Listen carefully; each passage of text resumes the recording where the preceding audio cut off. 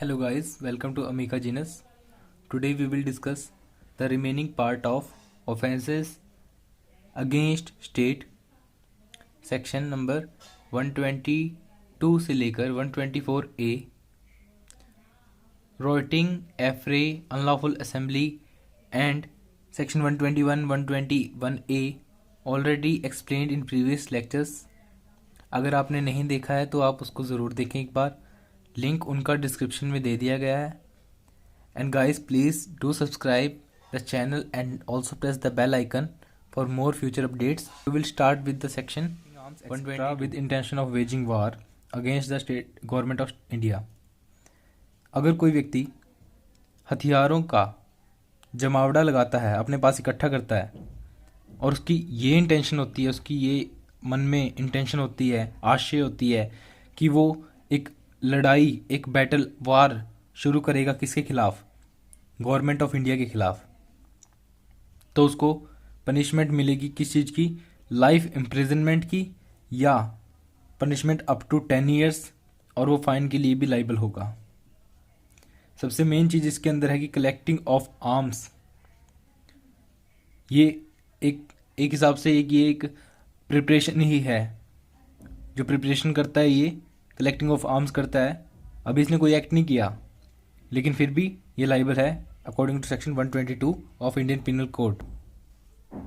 Section 123 क्या कहता है कि कंसीलिंग, छुपाना, विद इंटेंशन के साथ, to facilitate, design, to wage war.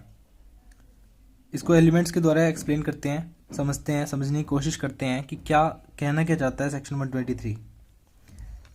Existence of design to wage war against government of India. अगर हमें किसी को पनिशमेंट देनी है सेक्शन 123 के अंदर तो हमें क्या करना चाहिए? हमारे पास एलिमेंट जो है वो फुलफिल होने चाहिए. फर्स्ट एलिमेंट ये होना चाहिए कि एक प्लान होना चाहिए, एक डिज़ाइन होना चाहिए. किस चीज़ का?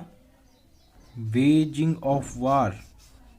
ठीक है, लड़ाई को शुरू करने के खिलाफ. किसके खिलाफ?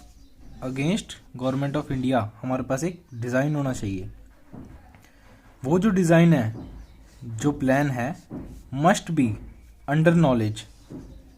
किसको पता होना चाहिए? एक्यूज्ड को, जो आरोपी है, जिसको हमने पकड़ा हुआ है, जिसके ऊपर हम ये चार्ज लगाना चाहते हैं सेक्शन 123 का.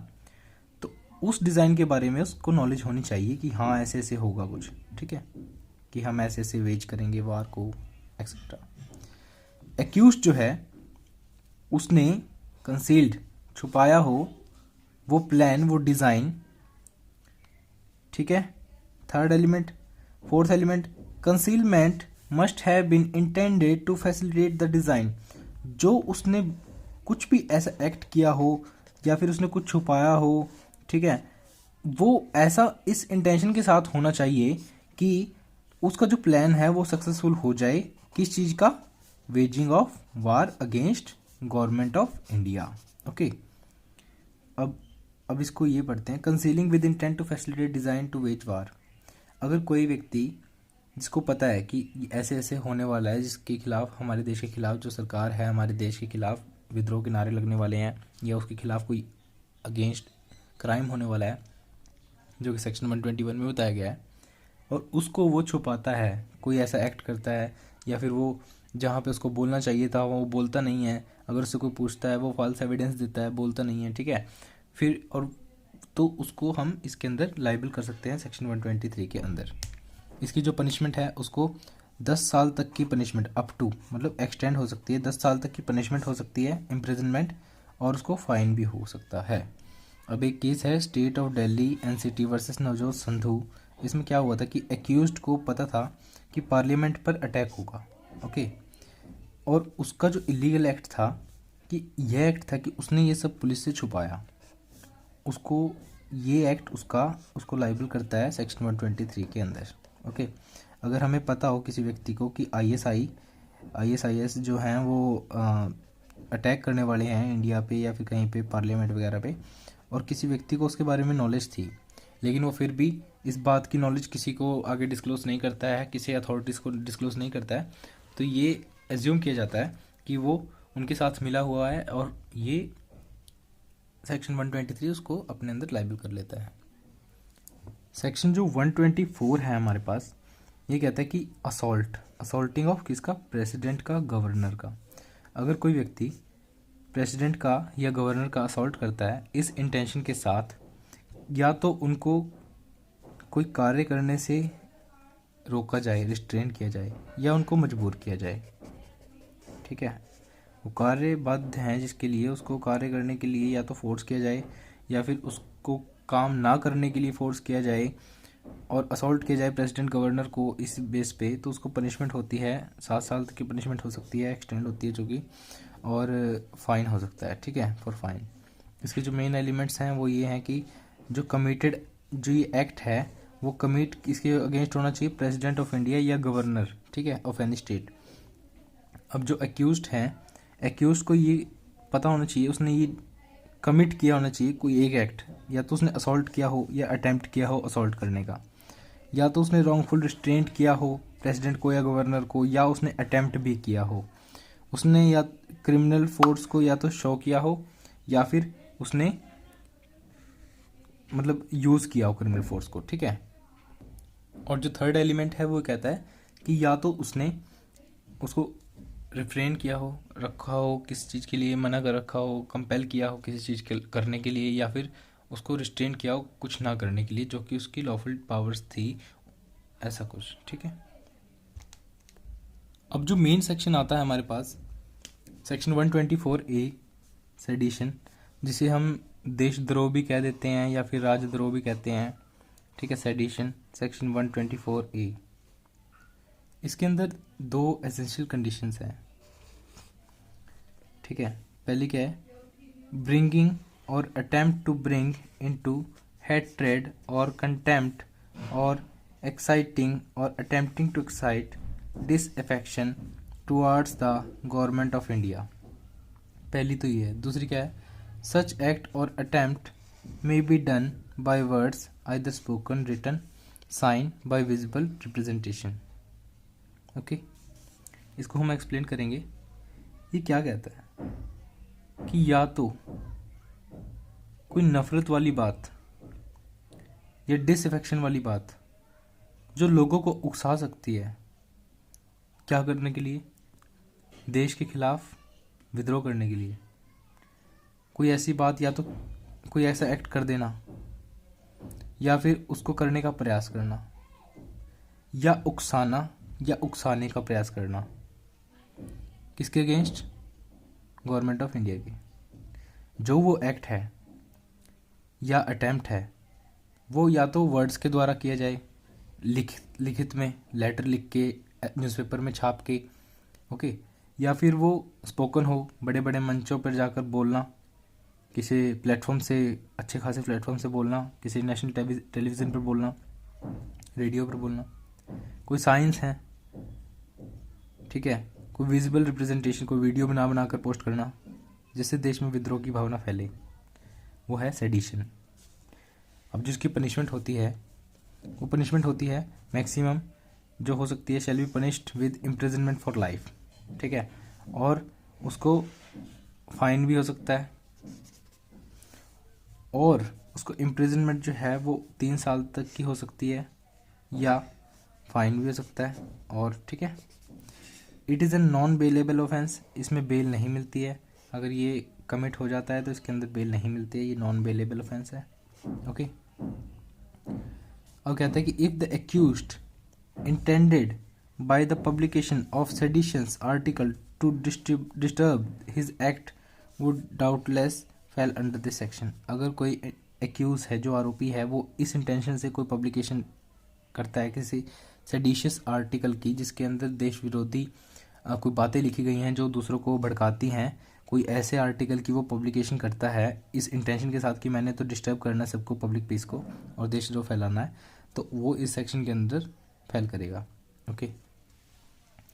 अब ये सेक्शन हमें ज़रूरत क्यों पड़ी? सेक्शन 124A जो है वो ऐड हुआ कोड में 1870 में। हुआ क्या था कि 1870 से लेके 1898 तक मीनिंग ऑफ डिसअफेक्शन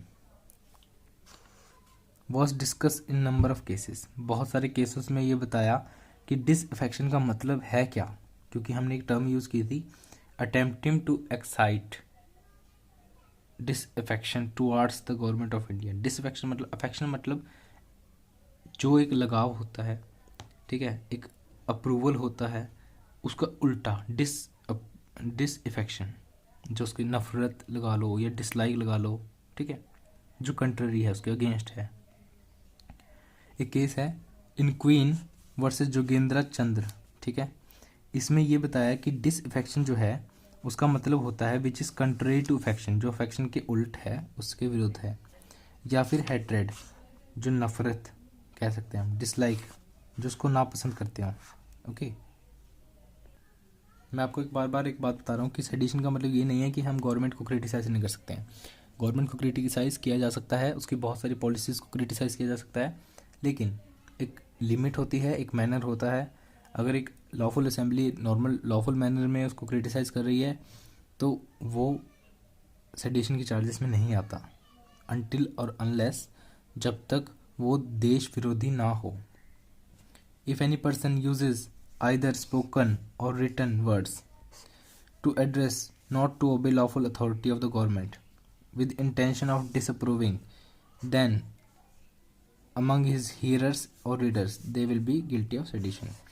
अगर कोई व्यक्ति बोलकर या लिखकर ये कहना चाहता है लोगों को कि आप लॉफुल अथॉरिटीज़ की बातें मत मानो, और यह इंटेंशन रखता है कि हमने तो मतलब उसके हीरर्स जो उसको पढ़ेंगे, जो वो लिख रहा है, या फिर उसको जो सुनेंगे, वो ये इंटेंशन रखता है, ये मंशा रखता है अपने दिमाग में कि इसको पढ़ने वाला देश के विरुद्ध खड़ा हो जाएगा, तो ये गिल्टी, वो बंदा गिल्टी होगा किसके लिए, सेडिशन के चार्ज के लिए, इन सेक्शन 124A। ओके, एक केस है Queen versus Bal Gangadhar Tilak.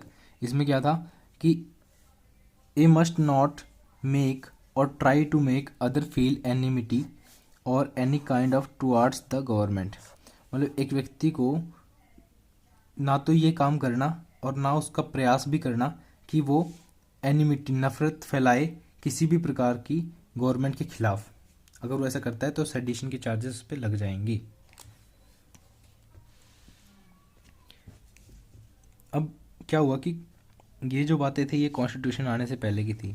After the constitution the validity of this section was considered by the supreme court in Ramesh and Brijbhushan case. अब क्या हुआ कि जब कॉन्स्टिट्यूशन आ गया तो सुप्रीम कोर्ट ने इस केस की जो वैलिडिटी थी, इस सेक्शन की जो वैलिडिटी थी उसको ब्रिजभूषण और रमेश के केस में देखा। देर आफ्टर उसने क्या किया, केदारनाथ सिंह वर्सेस केस है, उसमें क्या हुआ था कि the validity of this section was again question, उनको फिर से क्वेश्चन किया गया on the ground of provision of this section being violation of freedom of speech and expression. उन्होंने कहा कि आर्टिकल 19 क्लॉज 2 और 19 में मतलब जो फ्रीडम हमें दी गई हैं उसके खिलाफ, उसके अगेंस्ट है ये सेक्शन, हम कुछ बोल नहीं सकते, हम कुछ एक्सप्रेस नहीं कर सकते। प्ली को उन्होंने नेगेटिवेटेड किया और कोर्ट ने कहा कि section was held to be constitutional, क्योंकि section does not affect article 19 but only the words which are having tendency, जिनके अंदर इतनी क्षमता है और इंटेंशन, जिनके अंदर ये मंशा है कि ऑफ क्रिएटिंग पब्लिक डिसऑर्डर, कि वो पब्लिक डिसऑर्डर कर देंगे या डिस्टर्बेंस कर देंगे लॉ एंड ऑर्डर में, तो वो सारे वर्ड्स सेडिशन के अंदर चार्ज हो जाएंगे सेक्शन 124A के अंदर। ठीक है, इस केस में यही हुआ था कि केदारनाथ सिंह के केस में वैलिडिटी के लिए क्वेश्चन उठा कि ये जो सेक्शन है ये वॉयलेशन है freedom of speech and expression, जो हमारा फंडामेंटल राइट है आर्टिकल 19। और उसने कहा कि ये जो सेडिशन है, ये जो हमारे जो कॉन्स्टिट्यूशन राइट्स का जो हनन कर रहा है, इसके लिए कौन रिस्पॉन्सिबल है। तो सुप्रीम कोर्ट ने साफ साफ वर्डों में कहा कि ये आपके आर्टिकल 19 का हनन नहीं करता, आपको ये वॉयलेट नहीं करता, लेकिन जो वर्ड्स हैं विच आर हैविंग टेंडेंसी, जिनके अंदर ये क्षमता है कि वो पब्लिक ऑर्डर को ख़राब कर सकते हैं, लॉ एंड ऑर्डर को ख़राब कर सकते हैं, तो वो अगर कोई ऐसा व्यक्ति ऐसे एक्सप्रेस करता है रिटन में या ओरल में, तो उसको सेडिशन के चार्ज के लिए लाइबल किया जाएगा अंडर सेक्शन 124A। अगर कोई अटैम्प्ट करता है a person not only charge for exciting but also for attempt to excite for both. अगर कोई उकसाता है किसी को, वो तो इसके अंदर लाइबल है ही है, क्योंकि उकसाएगा। लेकिन अगर कोई उकसाने का प्रयास भी करता है, वेदर वो अगला, इट डिपेंड कि वो आगे वाला व्यक्ति है जो वो उसके उकसाने से कुछ एक्ट करता है नहीं करता है, वो अनसक्सेसफुल रहता है या सक्सेसफुल रहता है, वो डिपेंड नहीं करता है। बट अगर उसने अटेम्प्ट किया है तो वो भी इस सेक्शन के अंदर लाइबल होगा। जो गवर्नमेंट है, the expression government established by law, इसके अंदर क्या इंक्लूड होता है? Executive powers, it include state and central government. जो वहाँ पे गवर्नमेंट ऑफ इंडिया की बात की गई है कि गवर्नमेंट ऑफ इंडिया के बारे में ऐसे कहते हैं, तो वो गवर्नमेंट ऑफ इंडिया जो एस्टेब्लिश बाय लॉ है, उसको वो कंसिस्ट करती है एग्जीक्यूटिव पावर्स को, स्टेट को, सेंट्रल गवर्नमेंट को।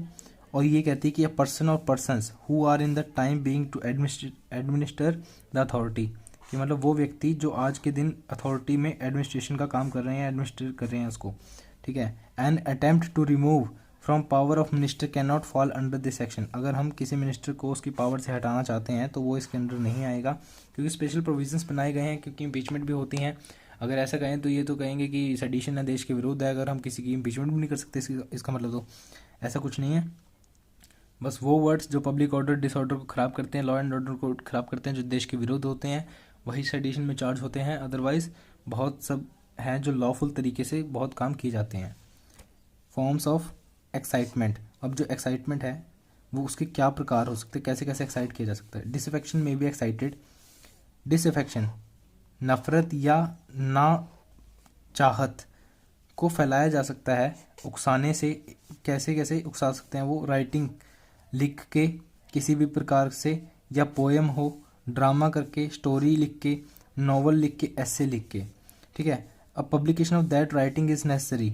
अब पब्लिकेशन जो है उसका, अब देखो किसी ने लिखा कुछ, राइटिंग में पोएम लिखी और अपने टेबल के जो दराज हैं उसके अंदर रख ली, ठीक है, जो कैबिन है उसके अंदर रख ली, लेकिन अगर वो पब्लिश नहीं होती है तो वो डिसअफेक्शन नहीं होगा, उसके ऊपर सेडिशन के चार्ज नहीं लगेंगे। अगर वो उसको सोशल मीडिया पे डाल देता है या फिर कहीं और डाल देता है तो फिर हम उसको कहेंगे कि ये, हाँ, ये जो है इसको हम कह सकते हैं कि ये एक्साइटमेंट उसने किया है। Not only the writer but also the printer, publisher, editor और ओनर शैल बी लाइबल।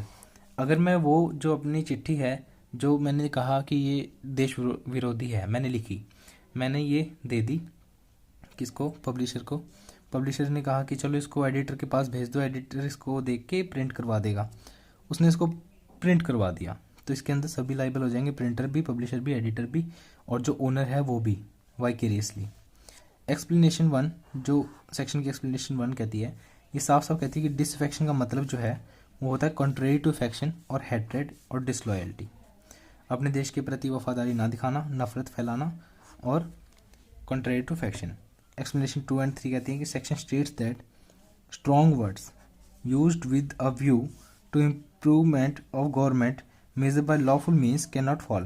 देखो, स्ट्रॉन्ग वर्ड्स जो यूज़ किए जाएँ, गवर्नमेंट मतलब कड़ी निंदा कहते हैं ना, कि कड़ी शब्दों में निंदा की, स्ट्रॉन्ग वर्ड्स यूज़ किए जाते हैं अगर इस इंटेंशन के साथ कि हाँ गवर्नमेंट को कुछ इम्प्रूव करना चाहिए, तो वो सेडिशन के अंदर नहीं आएंगे। बट वो एक्साइटिंग नहीं होने चाहिए, वो ऐसे वर्ड ना हो कि किसी को उकसाते हों देश विरोधी नारे लगाने के लिए या फिर ऐसा कुछ, ठीक है। ये वीडियो में थोड़ा फॉल्ट आ गया था, नीचे नहीं हो रहा था, तो आप इसको अभी देख लीजिए ध्यान से।